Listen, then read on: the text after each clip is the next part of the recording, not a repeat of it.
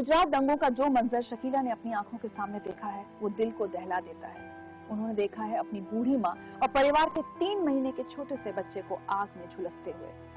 उन्होंने देखा है कि कैसे जिन हाथों पर वो राखी बांधा करती थी उन्हीं हाथों ने उनके पूरे परिवार का कत्लेआम कर दिया।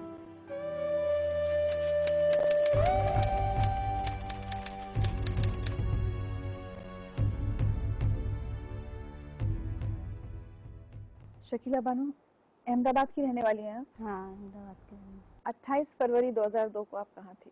ये अहमदाबाद में थी। क्या हुआ था उस दिन आपके सामने? 2002 में बहुत बड़ा दंगा हो गया था। सुबह जो 9 बजे से लेके चालू हुआ था। एक दिन पहले तो जो गोधरा कांड में हुआ था उसके दूसरे दिन हमारे वहाँ हुआ अहमदाबाद में। सुबह 9 बजे से लेकर शाम के 6 बजे तक भाग भाग के हम थक चुके थे। एकदम कोई ढाबे पे छुप गया था, कोई कहीं छुप गया था। हमारे बच्चे सुबह से भूखे प्यासे थे। हमारा पूरा परिवार था, हमारे परिवार में पूरा 8 इंसान थे। भागम भागे में मेरी मम्मी और हम लोग सब बिछड़ गए। हम लोग इस साइड रह गए और मेरी मम्मी, मेरे भाभी, मेरे भाई, जो बच्चे 4 बच्चे थे, सब मेरी मम्मी उन लोग को उधर लेके चली गई। बहुत भीड़ थी उस टाइम, तो हम बिछड़ गए वहाँ पे। मेरा परिवार अलग हो गया, मेरी बहन का अलग हो गया और मेरी मम्मी लोग हमसे वहाँ बिछड़ गए। तो जैसे मेरी मम्मी लोग आगे बढ़े ना, ऐसे उसने टोले को इशारा करा कि बोले इन लोग आ रहे इधर। तो जैसे मैंने जिंदा पेट्रोल डाल के आग लगा दी उन लोगों को। मेरा भतीजा 3 महीने का था, उसको जिंदा आग में हमारे आंखों के सामने फेंका गया। और मेरा भाई था, तलवार से उसकी गर्दन हमारी नजरों के सामने काट दी गई। हम बहुत रोए, चिल्लाए, बहुत हमने करे कि हमारे परिवार को जाने दो, हमको माफ कर दो, हमने गुनाह कोई नहीं किया, जिसने गुनाह किया उसको तुम मारो। तो सब काट के हमारे कदमों के आगे पड़ा था मेरे भाई का। 2 ही भाई थे हमारे। 3 महीने का जो लड़का था ना, वो बोले तेरे बच्चे को भी हम देख तेरा क्या हाल करते। 3 महीने के बच्चे को गोद में से छीन के इसकी आग लग रही थी, वो आग में उसको डालती है। तो हमारा पूरा परिवार, एक भाई बच गया था, उसको लग गई तलवार, मारे उसको सर में, पूरा जल गया हुआ था। फिर उसको वाड़ी वाली VS में उसको दाखिल करे, उसका इलाज करा। फिर उसको 3 दिन जी के बड़ा वाला भाई भी मेरा मर गया। फिर मेरा भतीजा बच गया, यानी 2 बच्चे बच गए अच्छे परिवार में। जिसका माँ चला गया, जिसका बाप चला गया, आज मेरे भाई के बच्चे 2 यतीम हो गए। ना माँ है ना बाप। दुनिया में सब कुछ मिलेगा लेकिन माँ बाप कभी नहीं मिलेंगे। आज हमको कुछ त्योहार होता है, कुछ अच्छा मौका आता तो हमको परिवार की याद आती है। आज हम पे, हमारे सर पे कोई हाथ रखने वाला नहीं है, ना भाई है, ना माँ है, ना बाप है, कोई नहीं है।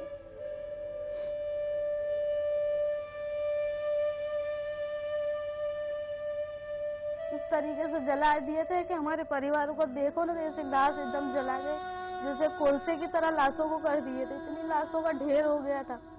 और उधर से कुआं है हमारी तरफ, वो कुएं से लाश भरा गई थी। काटते गए ना, वो कुओं में डालते गए। जिस टाइम रात को फिर सालम कैंप की गाड़ी है ना, तो ऐसी लाशें पड़ी, हम लोग लाशों के ऊपर से पैर रख रख के हम चले गए। इतनी लाशें, इतनी बच्चे कटे हुए, इतने लोग कटे हुए, इतने जले हुए। उस टाइम तो हमको तो ये भी नहीं था कि हमारी लाशों को हम लेके जा रहे। हमारी लाशें तो हम पहचान भी नहीं पाते, इस तरह से हमारी लाशें हो गई थी।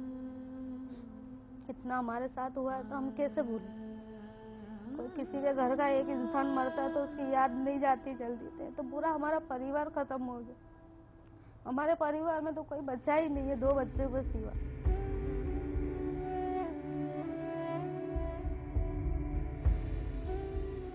तो हम तो ये कहना चाहते हैं कि नरोड़ा पार्टी वाले तो गोधरा में गए नहीं थे। जिसने भी गुनाह किया उसको सजा दो ना, हमको क्यों सजा मिली।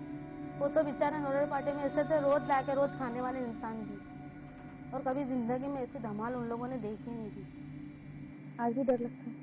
डर तो लगता ना, ऐसा कुछ हो जाता है। अभी हम जो आरोपी का हम लोगों ने नाम लिखाए हैं, वहाँ दिन भर हमारा उनका सामना होता है।